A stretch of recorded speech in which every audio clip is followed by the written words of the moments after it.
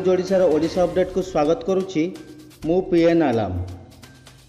दुई बाइक धक्का दुई मृत जड़े करुच्ची मृत्यु सह संग्राम। भद्रक चांदबाली मुख्य रास्ता चांदबाली ब्लॉक पांचपड़ा शिवदुर्गा उच्च विद्यालय निकट में घटी एक मर्मदुंद सड़क दुर्घटना। एक बाइक सह स्कूटी सह धक्का होइछि।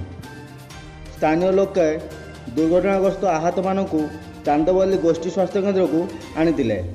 सेठारे डाक्तर दुई जन को मृत घोषणा करने सह जन को कटक बड़ डाक्तखाना को स्थानांतर करिसेंति।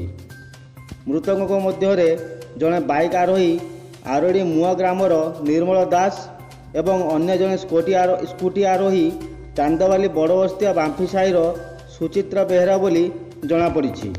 सेहीपरि अन्य स्कूटी आरोही जनक मृतक सुचित्रा भौणी गुरुतर आहत हो कटक बड़ डाक्तखाना को स्थानांतर कराଯାଇଛି। चांदबाली निशिकांत बेहरा रिपोर्ट काबिल न्यूज ओडिशा। आज बुलेटिन को ये रखुचु। अधिक खबर पाई सब्सक्राइब करंतु आम यूट्यूब चैनल काबिल न्यूज ओडिशा। नमस्कार।